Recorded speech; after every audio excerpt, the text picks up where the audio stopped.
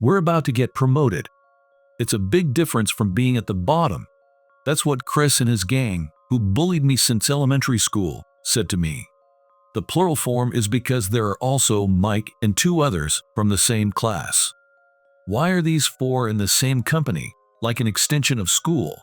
I couldn't help but pray to God for it to end already.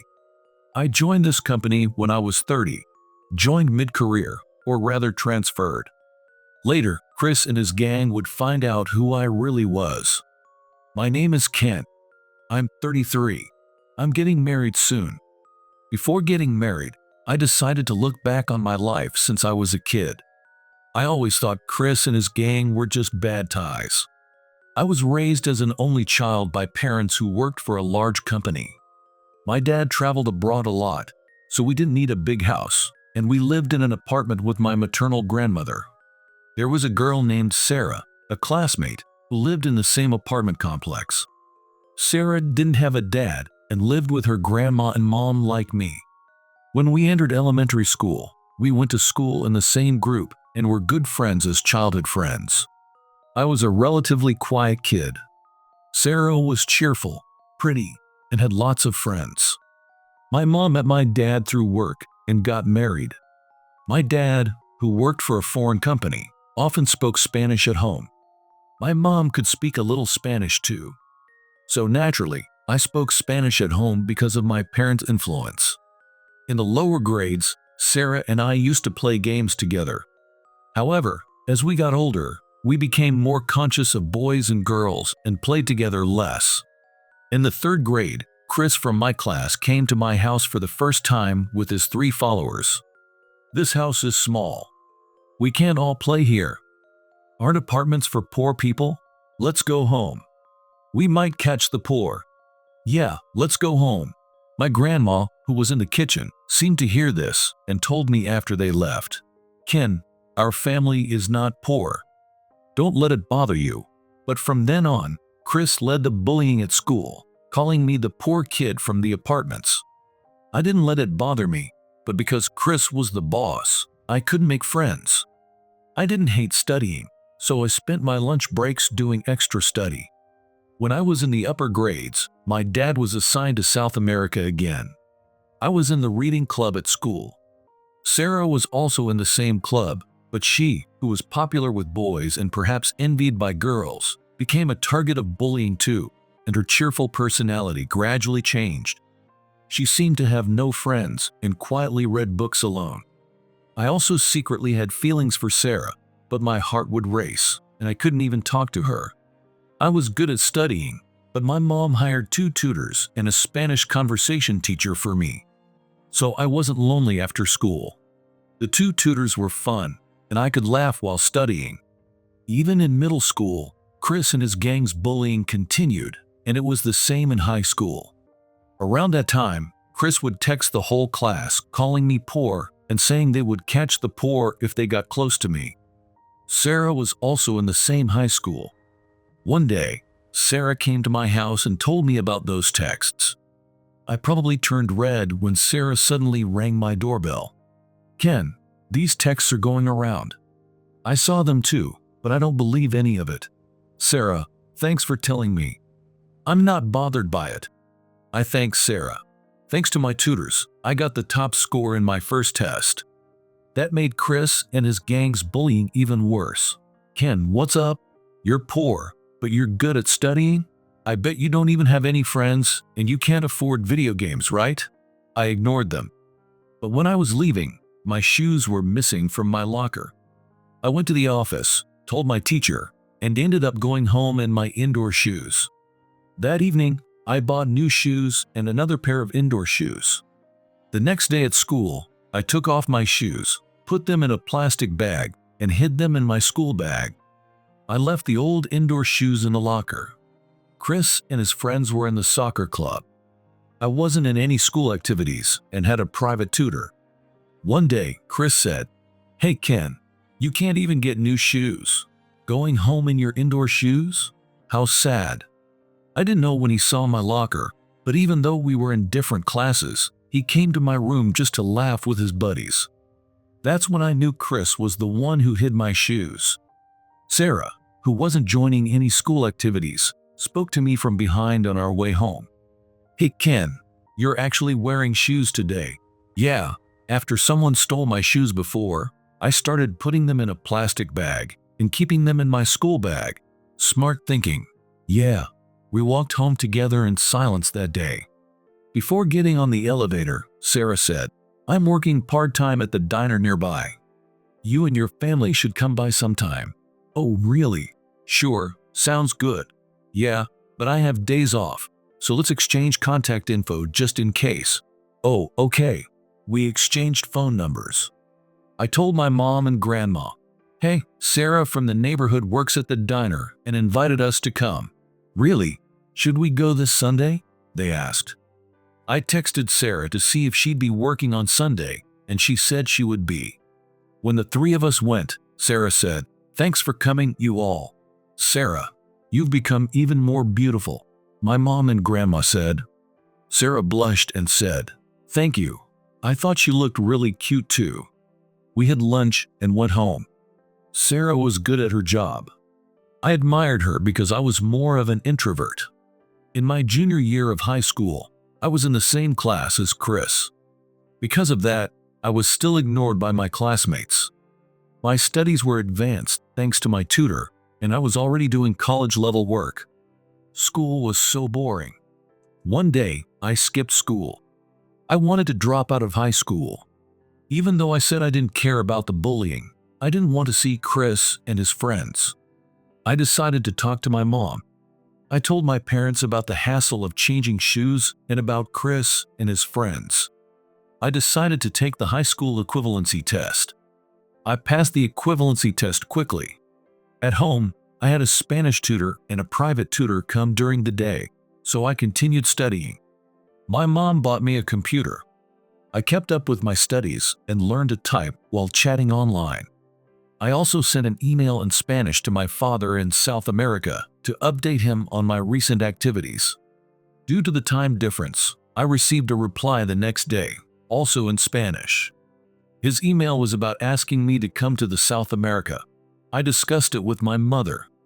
She encouraged me by saying the world is big and I should go and learn. I wanted to tell Sarah right away. Sarah had sent me a text saying, "So you quit school, huh?" And I was wondering how to reply. I gathered my courage and decided I wanted to talk to Sarah one-on-one. I texted her to ask about her work schedule and until what time she worked at night.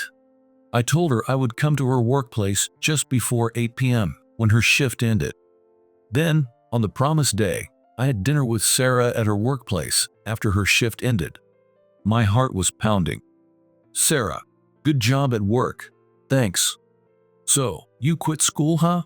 "Yeah, there's something I really wanted to tell you." "What is it?" "Well, my dad works in South America, and I'm going there. But I want you to keep it a secret." "Do you have a computer?" "I want one, but I'm saving up for it now." "I see. Here's my email address. If you get a computer, feel free to email me. We might not be able to stay connected via phone." "Okay, got it." "South America, huh? I want to go too. I lost my dad early and live with my mom and grandma, but my uncle has been very kind to us. He speaks Spanish and I admire him. Then I'll teach you Spanish when I come back." "Really? I'm excited. I'll work hard to buy a computer." After that conversation, we rode our bikes home together at night and said goodbye. The following week, my dad came to pick me up. I left for South America with him. My school life hadn't been the best.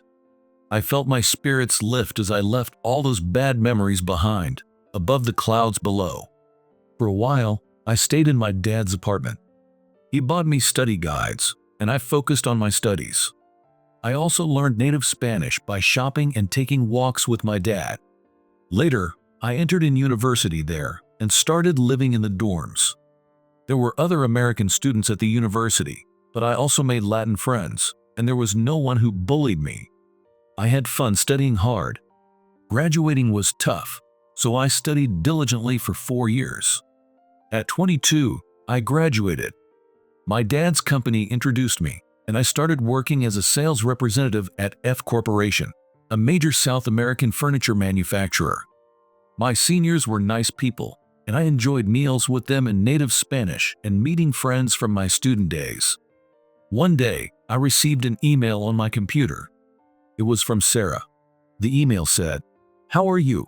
Sorry for the late contact. I bought a computer, but getting used to work was tough. I started working right after high school on my uncle's recommendation. I finally learned how to use a computer properly. Thanks for reaching out, Sarah. I'm working in South America. I'll be here for a while, but I plan to return someday," I replied, excited by Sarah's email. After that, despite the time difference, we often exchanged emails and updated each other on our lives. Sarah told me that Chris and his friends all got into Harvard and joined the same company as new graduates. I almost laughed at how those four bullies were still so close. I got used to business negotiations in South America and secured many contracts. My dad, who was quite capable, had been promoted to an executive position, and at that time, he was a vice president. Sarah in the US had no significant relationships and continued working as an office clerk. At that time, I was 30. Around that time, my dad told me it was time to return to the US and work hard at the US branch, so I returned to the US. I started working as a salesperson at the branch office, and when John, the manager, introduced me to everyone, I couldn't believe my eyes. Sarah was there. Chris, Mike, and two others led by Chris were also there.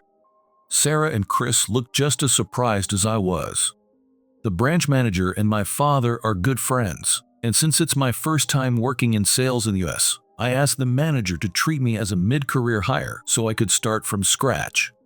My background was kept a secret from the other employees. So, I started working as a regular employee, accompanied by the manager, and began my sales rounds, starting with introductions. Chris and the others were technically my seniors.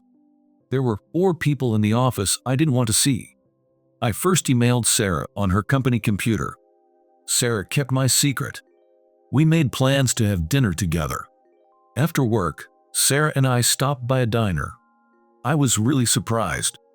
I heard a new person was coming, but I never expected it to be you, Ken. Sorry about that. I should have told you earlier. But I didn't expect to see you here, or Chris and the others. I know, right?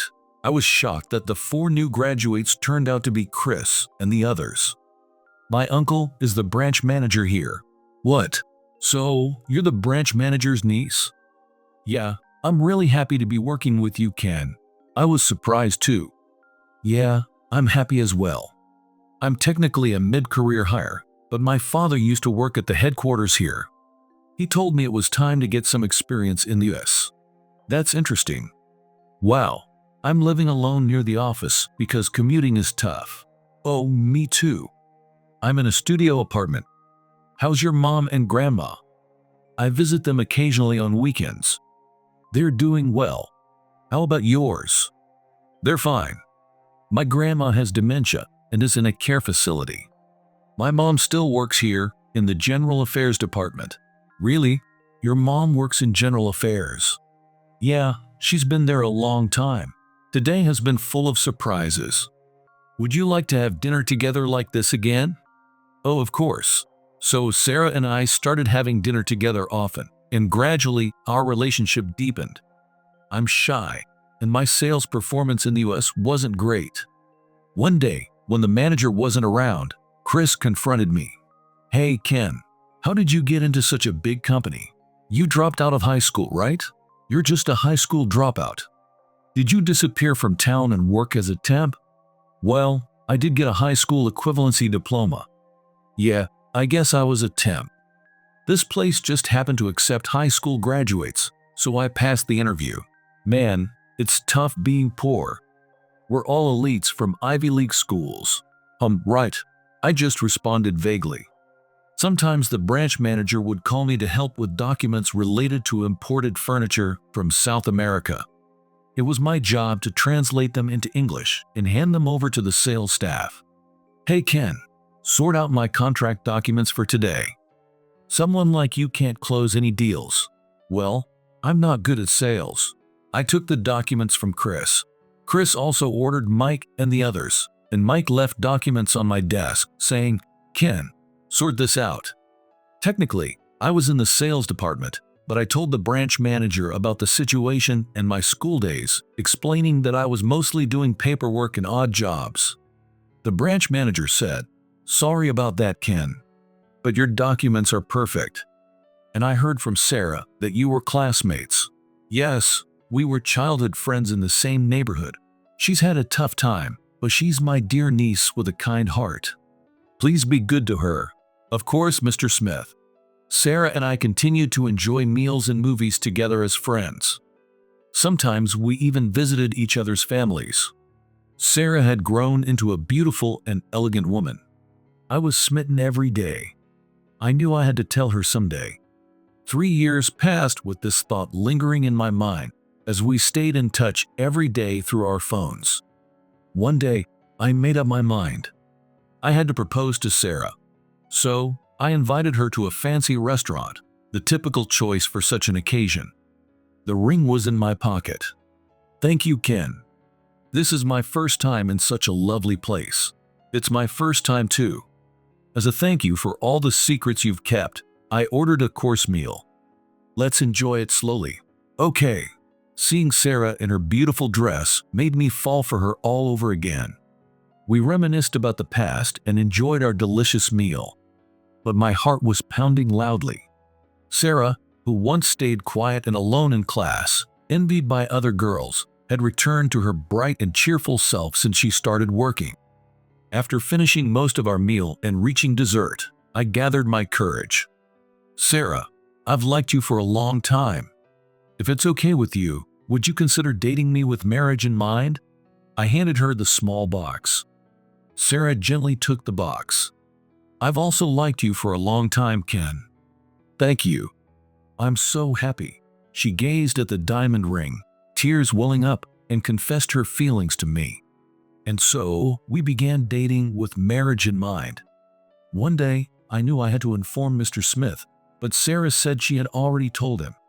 I continued my work as usual, assigned various tasks by Chris. Sarah secretly started making my lunches because she worried I was eating too many pre-made meals. Chris teased, "Hey Ken, did you start cooking for yourself? Still poor, huh? Or is that a lunch from your mom?" "Yeah, I need to start cooking more," I replied nonchalantly. Returning to my desk after lunch break, I received an internal call from Mr. Smith. "Ken, sorry, could you come to my office for a moment?" "Yes, of course," I replied and knocked on his door. Mr. Smith asked me to sit on the sofa. "We have a new housing development and an opportunity to sell overseas brand furniture. Our client from South America is coming. Could you help translate for the presentation?" "Absolutely," I agreed. On the day, I accompanied Mr. Smith to the airport to greet the client, greeting them fluently in Spanish. Later, we visited a real estate company with the client. The homeowners who purchased the new custom homes were guided by the real estate company.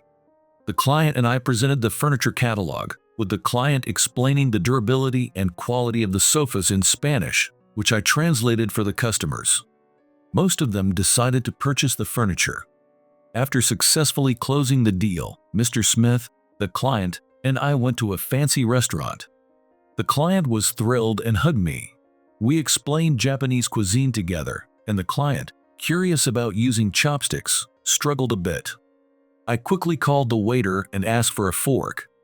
The client smiled and enjoyed the meal. That night, after escorting the client to their hotel, I was left alone with Mr. Smith. We returned to the office, and Mr. Smith said he needed to talk to me. "Thank you for today." "Thanks to you, Ken. We had a great business meeting. Actually, we're planning to have more meetings like this with overseas furniture brands.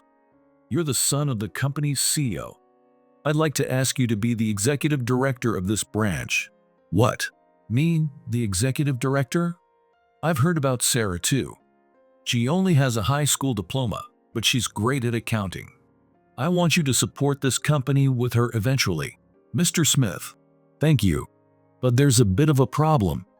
It's Chris and his team. They've been taking credit for the deals made by the junior sales staff. John noticed this and confirmed it by mailing the juniors one by one. Starting today, you'll be the executive director, but I'd like you to secretly watch Chris and his team for a while.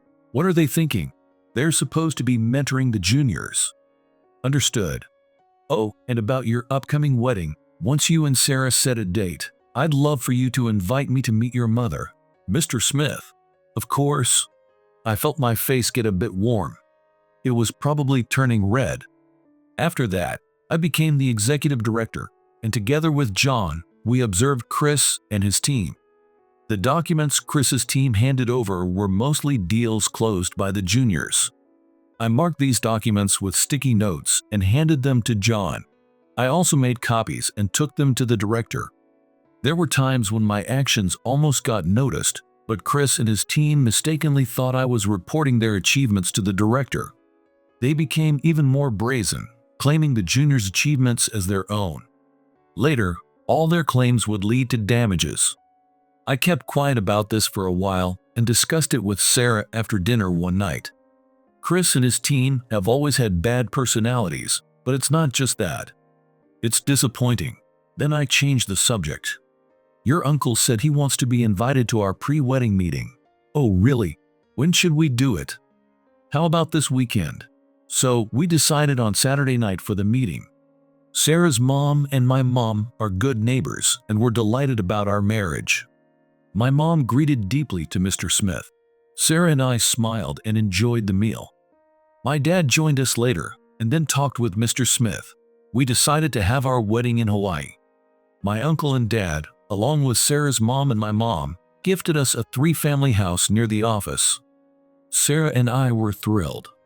Marrying my childhood sweetheart was a dream come true. At 35, we had our wedding in Hawaii. Sarah took my last name. At work, she still used her maiden name. Sarah looked stunning in her wedding dress against the blue ocean backdrop. She was truly picture perfect to me. Sarah had tears in her eyes. We didn't wear our wedding rings at work because they got in the way. One day, Chris said, "Ken, I saw you and Sarah walking together in town. Well, you two high school graduates are a perfect match. But I can't believe Sarah, who's always been beautiful, chose you. She must be dumb."